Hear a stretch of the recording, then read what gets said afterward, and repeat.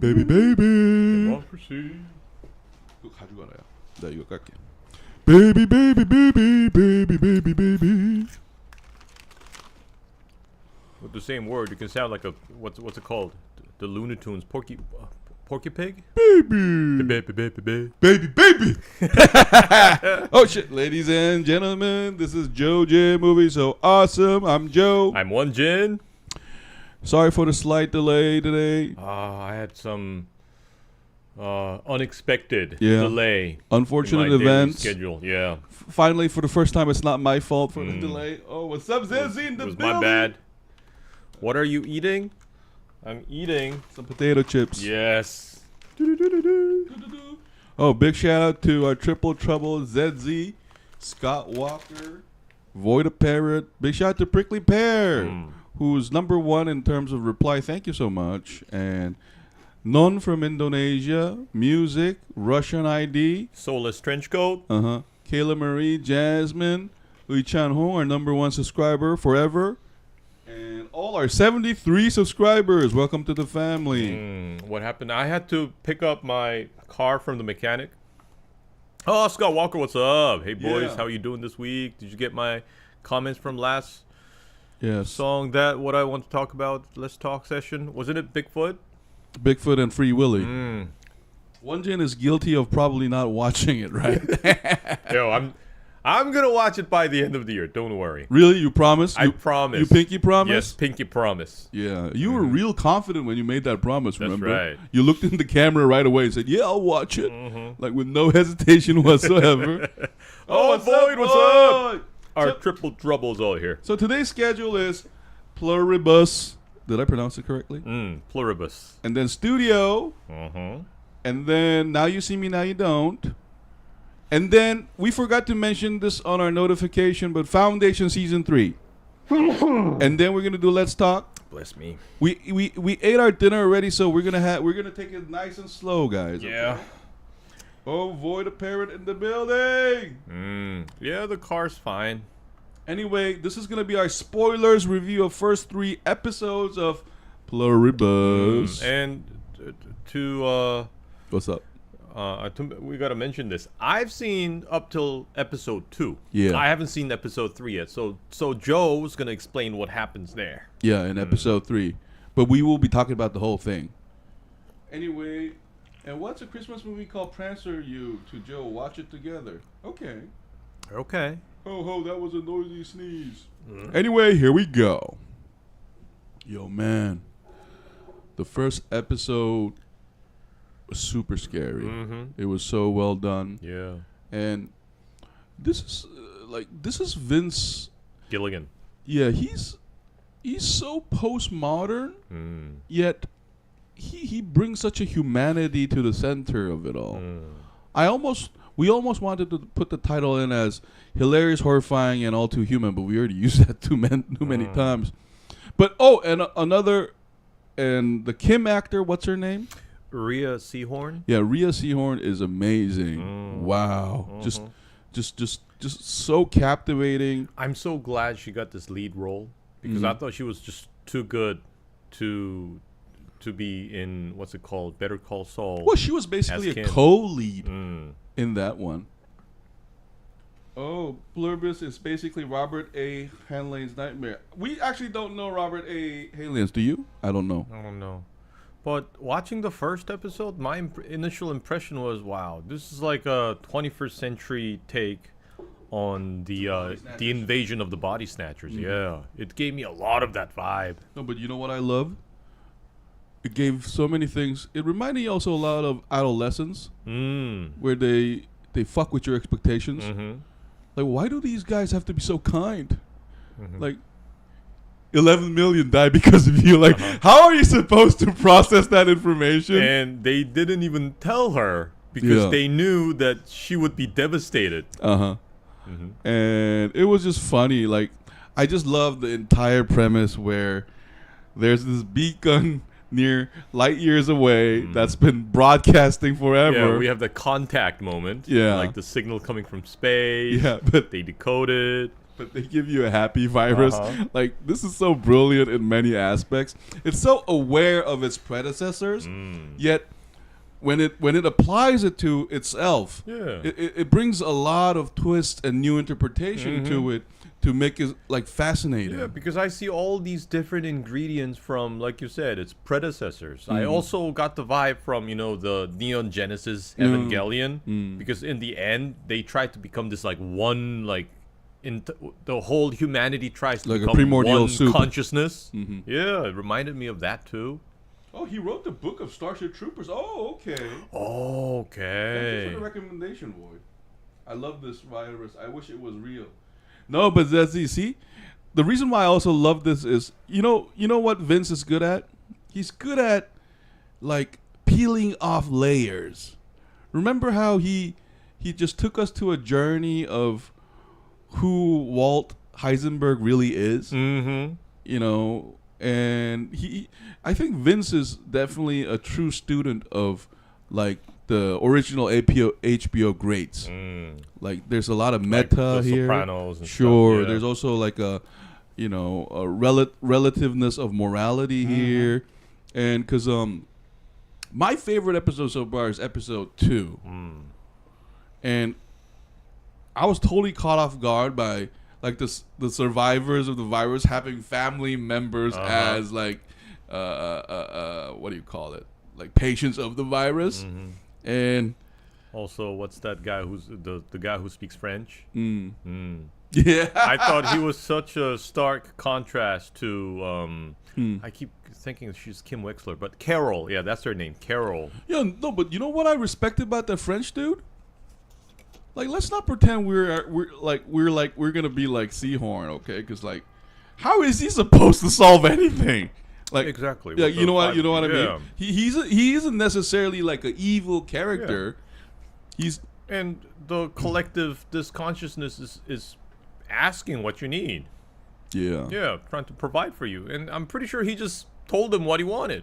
And how is he supposed to solve the problem, right? He's not Jesus fucking Christ or Buddha. Oh, the whole hive-mind butt planet was this euphemism for communism. Okay. No, but there's a lot of social commentary here, of course. We do feel the same thing here. Yeah, I mean, the French guy says it directly, right? Oh, they don't judge us by race. Like, there's no peace. There's nobody who got murdered. There's no crime. What's the problem? But, Seehorn, she's also a very complicated character in that she's kind of like a more meaner version of Jack Nicholson from... what was that? Where he's a romance novelist, as good as it gets. Yeah, a Roman novelist who told one of his fans, "Oh, I just like get rid of reason, and then that's how I write a woman." like super sexist shit.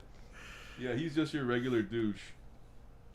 Yeah, but also the family thing was interesting. Like how if you have a family member who's part of the commune or us. But so I think this is what's going to happen, Won-Jin. Since I watched episode 3, we're going to get to know more about the virus, more about the we, and also more about Seehorn, because you didn't see it, but we get a past flashback. This is Vince Gilligan's favorite thing, right? He tries to bring in, like, he does the Nolan thing, but possibly even better, where Nolan's trying to time fuck you, but Gilligan is just trying to use it as like a story device where, it just makes it interesting to get a different layer of the character.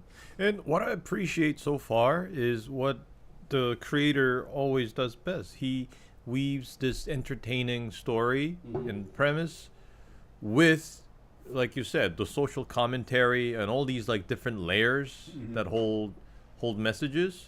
So already I see a lot of social commentary, like you said. We definitely have this idea of like fascism and communism, also about freedom, because we know that when what's her name, Carol, expresses her feelings, and depending on how intense it is, them could have this seizure and they could die. That already sort of limits her capacity for free speech. You know, the joining, you know what they are? Actually, they're South Koreans. They're Koreans. Like, you know, because, like, I'm glad you mentioned that, because when Kim literally does emotional damage, literally, and they die, I found that hilarious, too. Like, so their feeling gets hurt, then they stop mid, like, what is that? Yeah, so if we can't offend someone, then how can we be ourselves? I think that's like one of the questions I got from watching Carol interact with these guys. Because now she needs to mask her emotion and, I don't know, artificially try to control her temper. That already kind of takes away, it kind of eats away at her identity. No, but she's a fighter. Like, she doesn't go all out, but she maintains that, let's say 10-0, and 10 is the most pissed off. She consistently maintains the 7. Like, fuck you, fuck you, fuck you. Like, when she was about to start the car. Yeah. No, but you didn't see the 3rd episode, so there's actually even a bigger FU there. Like, she does it, and she finds out new information about the joining team. You know, because, spoiler alert, she jokingly asked for a hand grenade, and they give it to her. So she asked the joining, so if I ask for a nuclear weapon, you'll give it to me? And they say, well, they'll explain pros and cons about it, but they'll still give it to you. So I think that's what's the mystery is going to be. We're going to get to see, like, kind of like, what's that Netflix one we saw? The 3-body problem. Oh, yeah. Where, you know how the other is just, like, have a completely different logic and cultural view of things. So I think we're going to get more of that. I mean, because you got to remember, they look like people, but they're hosts for virus. So that was interesting. The 3rd episode, that's why it was interesting. Because I think Seehorn might be able to find, like, crack in their system. Something like that. But then again, the reason why, every time I call them, it's already uncomfortable because they're human beings. So that's you know how that's the continual theme. When the Indian lady tells you kill 11 people, Lakshmi. It's also, I think, about how do we decide what's the other. You know, like, when's the Let's Talk session? I think, Scott Walker, it's gonna be in about 2 hours, to be honest, because we got a lot of show to talk about. Maybe less. Yeah. I couldn't live in a world like that, to be honest. I would feel like I'm exploiting them, and I also feel like my individuality is being threatened by their attempts to assimilate me into the Borg. Yes, Void, because you know what's scary, though? They keep mentioning this biological imperative, and Seehorn asked them directly, what if I refuse? Like, you know, so it's like, I think this is the way they did colonialism. Like, oh, black man, I love you. Like, all smiles and handshakes before you repine them. That kind of stuff is also going on. Good point. Yeah. So this show is very multi-dimensional. And honestly, what I saw so far is superior to Breaking Bad. It's very good. And I'm hoping that this will be just as satisfying for me as Vince Gilligan's previous installments. I feel like from Breaking Bad to Better Call Saul to this show, because I feel like Breaking Bad, it was not planned out from the start. I feel like that's a show where once the season was done, Vince brought out all the writers and was like, come up with a solution now. And then they did it that way. Whereas, you know, Better Call Saul had a better structure because the conclusion is decided. It's about how you get there, right? I think this show is the most meticulous so far out of all his works, because I just feel like the 10 episodes is going to be really contained. Like every step of the way is planned well. And I gotta like praise Apple too, man. I guess they really like just write blank checks to famous creatives and say, do what you want. Really, really, like top-notch quality so far. I would do just fine. Hold on.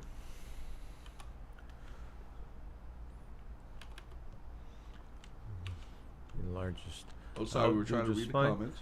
Just imagine having all the knowledge in the world without even trying. Everyone's nice and ethical and kind, and they help each other. I might too. Would you assimilate into this whole thing? Like Hell converge? fucking no. I might. I'm like, okay. I'll kill you. So that'll be like mercy killing. I'll kill you if you do that. It's for you, for your sake. No, I'm happy. I know, but I can't trust that anymore because you're saying I'll be that. happy. No, I don't trust you. And you're gonna be like the grumpy Smurf. No, I have to. No, Won-Jin, I have to protect you from yourself. And to jump over to the foundation fence real quick. I'll I- tell you. I'm gonna say these exact words. I've never felt love like this. I've never known love like this. Then you know what I'm gonna do? I'm gonna angry you, and then like kill 20 million. Cause if you think about it, like Won-Jin, I'm glad you brought that up. Cause if I was Seehorn, I would test that theory to the limit. I would keep getting them angry. Cause honestly, when they first had I honestly thought when they had their Caesars, the first one, I thought it was like a software update where I know about you now, so I'm gonna update my consciousness or something.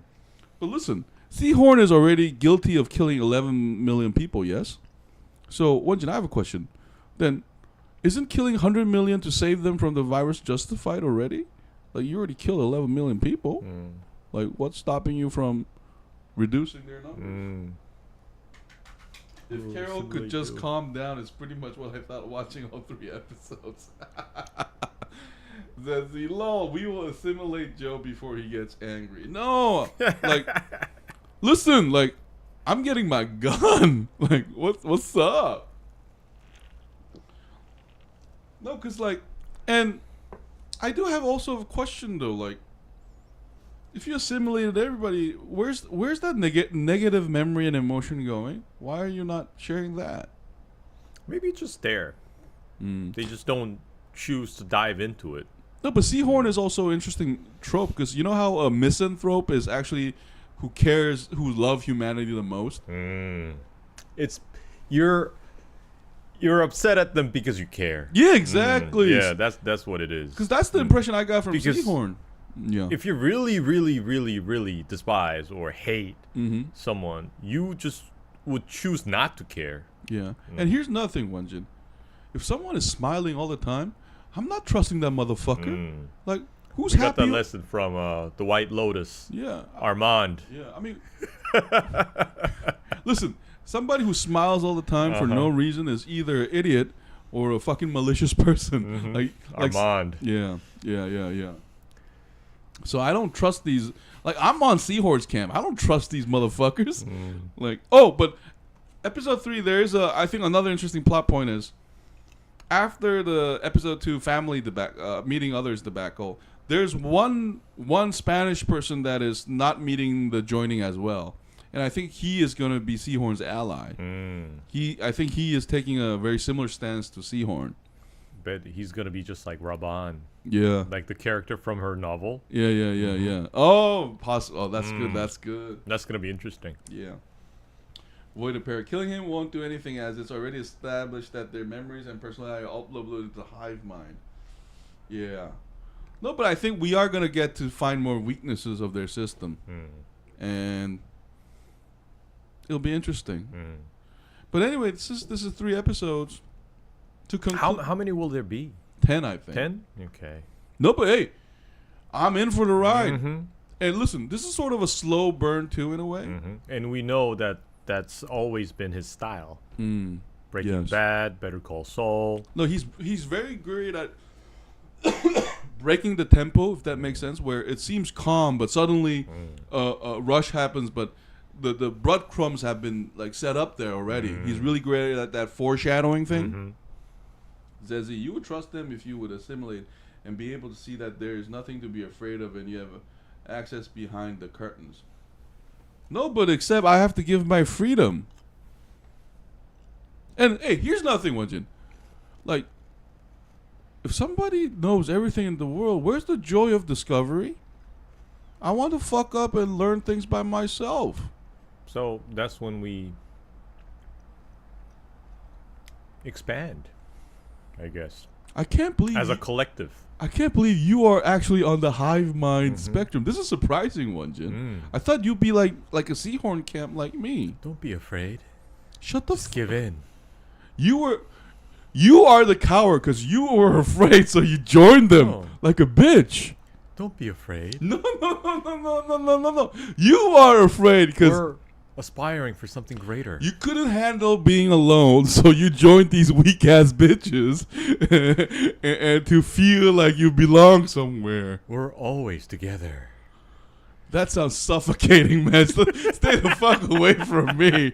Like, I hate that shit. Don't rub your emotions on me. Fuck off. I have my own fucking problems. Boy, what if the hive mind negative emotions are being suppressed and they could eventually severe lash out if pushing up? Yeah, Void, that's interesting, T. So we haven't got enough information, but being human means you're imperfect. And this hive mind shit, there must be a flaw. Just like Seehorn is thinking, I'm thinking just like her. This can't be all that good. There's never a paradise like this. I guess we already got a glimpse of that flaw in the second episode when Carol and that French-speaking guy, the guy from Mauritania, they discuss like where the pirate lady's gonna go, and she can't decide on her own. Because she knows that by choosing one, she's going to hurt the feelings of another. No, but that showed Seehorn's humanity because she stops the plane. I'm not going to let you... What the fuck? I haven't seen episode 3, so I don't know why she stopped the plane. So, okay, go ahead. Please explain. Why did she stop it? No, it doesn't... No. You didn't understand the scene. See, they don't explain it because you don't need to, because let me explain it, okay? I'm sorry, did I just talk down to you a little? I didn't talk down. No, it's okay. You know what it is? I felt like it was Seehorn's humanity. Like, because you thought she was being taken against her will. Well, at least Seehorn saw it that way. Because to her, this is an individual. You know, and that's a very important part. So I think you're supposed to interpret it the way you want to. So there's no right and wrong answer. But I interpret it as like Seehorn's humanity. Okay. So I thought episode 3 they don't explain it. Like continue from that. No, scene. No, it doesn't. So it's just supposed to show like Seehorn's because I felt like she was really and another angle we forgot to talk about is she's a lesbian who wrote a romance novel pretending to be like straight. Yeah. So you know, so here's someone who's potentially has been repressed in society, and people like that tend to be anti-authoritarian, like pro-freedom. You know, and I thought Seehorn brought that really well, where you know she seems annoyed because in episode 3 we get to see even her more sarcastic side. Like Molly was the happy person in the couple, and she's the fucking cynical person. Oh, you mean Helen? Yeah, Helen. I'm sorry, Helen, because they're a couple. We know because I knew they were a couple the moment Helen grabbed her hand afterwards. So Seehorn is the bitchy one, and she's the like the happy-go-lucky person. No, but like people like that are usually warm inside. What if the assimilation? What the fuck is up with the? Yeah. What if that's actually heaven? You die and you go to heaven, and that's heaven. You live life this long and you believe there's a heaven. What a child you are, you fucking idiot. Isn't that called? Have you died? No? Oh, so you don't know either. No, you mentioned heaven not as in the biblical heaven, but you said that joining them itself is like a heaven-like experience. Maybe. No. It is literal heaven. What do you mean literal heaven? So you die. You're actually dead by joining them. Your consciousness is dead. But instead, you join that one big collective. And then you get to be whoever you want, whenever you want, wherever you want. I take back me apologizing for talking you down. You're a fucking idiot. we don't even know if the individual is still in there or not. We don't know that, Won-Jin. Here's another interesting, like, maybe when they crack, the individual comes back again and say, free me. You know, we don't know that yet. We don't have enough information. So you're making assumptions. Yeah. But you know what else we don't know about? Heaven. Oh, fuck. Wait, Joe, you would experience discovery and the hive discovers something novel. No, but see, like, Void, here's a question. If you invented something and it's patented, wouldn't you want the credit for that yourself? Like, all this sharing and all that, like, I think there needs to be Won-Jin, I think you're going to agree with me here. There needs to be a balance between communal and individual, selfish and altruism. I you know what I like the balance of it.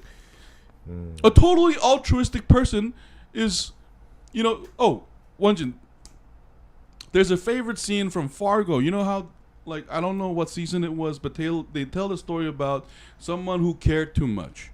So he started giving, a rich man who cared too much. He started giving off always money. When he didn't have enough money to give away, he gave away all his possessions. Once he got rid of his possessions, he started giving away his organs. And then he dies alone in the tub.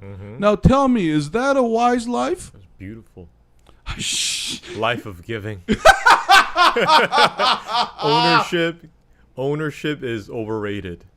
We should all share possessions. There should be no private ownership.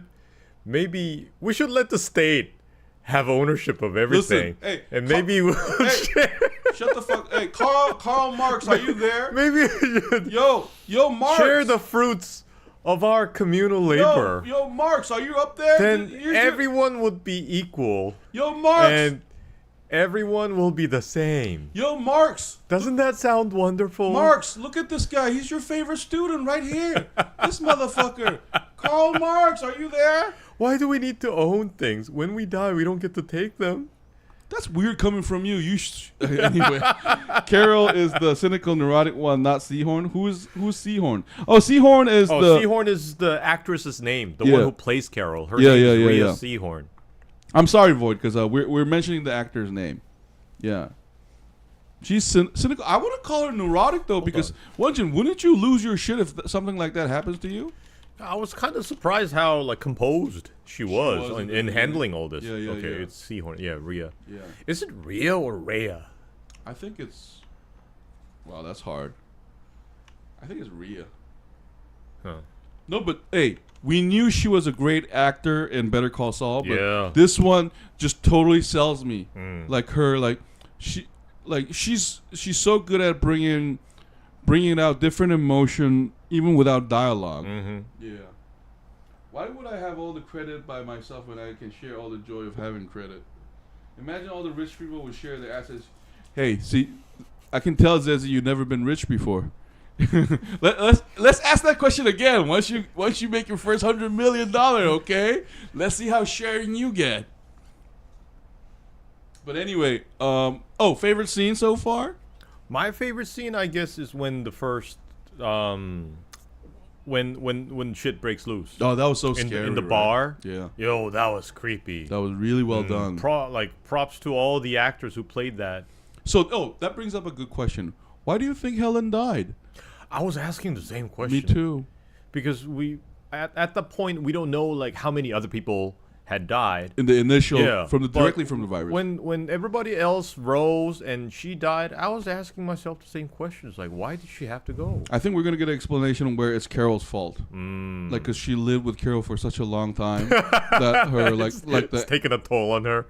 No, the immunity thing wore on her. Oh, so there was this. She had complication. So I'm guessing she had antibiotics from physical contact with Carol, and that fought the virus, and it ruined it, made it, because Won-Jin, I have a feeling that this show is gonna get dark, real dark, not just the first episode dark, but even darker, because we're really doing a soul searching of Seehorn's character, because I mean, if you're one of 11 people left on Earth who's not part of the virus, it's gonna be about you. And the rest of the hive mind is hell bent on converting you as well. Yeah. My favorite scene was when the television got on and says Carol called us. Called his number. That shit made me laugh so hard. Yeah. It's okay, it's Carol. What the fuck on top of what the fuck. Yeah. And the caption was hilarious. It's okay, Carol. All these mommy talk. Yeah, my favorite scene is at the hospital when they all come back to normal. Oh yeah, that was so good. I mean, the first episode, honestly, it wasn't funny. The first episode was just fucking scary. Yeah, it was Body so Snatchers all the way. Scary. Yeah. And man, they killed it. And the second episode was hilarious. I knew that when another favorite scene of mine, when Air Force One comes in, I knew that French dude was gonna be a piece of shit. But anyway, like, let's give a first impression grade because we got a lot to talk about. I would give it a 9. 9. Yeah, it's very intriguing. I love where this is going, and I also love that some of it feels like a cliche, but it's actually not when you put it all together. So I'm definitely like anticipating the rest of the season. Yeah.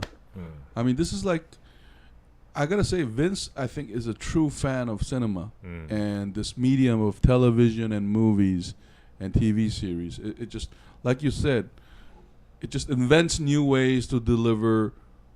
You know, it makes original takes on time-tested ideas, and it's like a mix. Yeah, it's a whole mixture of those things. And I'm glad Void mentioned Starship Trooper because that movie was like that too. Oh, there's the end. In the second episode, I kept wondering how they call themselves ethical but use commercial planes with only 3 people on board. I'm gonna give it a 10. Okay. This is the most fascinating show I've seen all year, and it's November, so I might rank this as number 1. Like after we watch the whole season, of course. So we might do a mid-season review, but so far we're loving it. Anyway, guys, we're gonna take a short. Void. Marx was an egalitarian and he believed in individualism. They're not mutually exclusive. I'm not Marxist, but his view weren't that crazy. No, Marx was totally rational. But here's my take after reading Das Kapital. Like, he was really good at identifying the problem and explaining it. Because we're still using his lingo, basically. But his solution was not meeting with social biology. That's how I put it. His conclusion was, I think, too extreme and too trusting of human beings. You know, because so that virus can help. Because it's gonna change human nature. I can't believe what happened to you, my friend. You're a sucker. But anyway, guys, we're gonna take a short break and come back to talk about The Studio, starring Seth Rogen and created by Seth Rogen. Joe, has been JoeJinMovieSoAwesome. I'm Joe. I'm Won-Jin. We'll see you guys in 2 minutes. Bye, bye, bye. Communism. You're a sucker, man. When did you become? Communism. Oh my God. Everybody's equal, but maybe I'm more equal than others. That's right.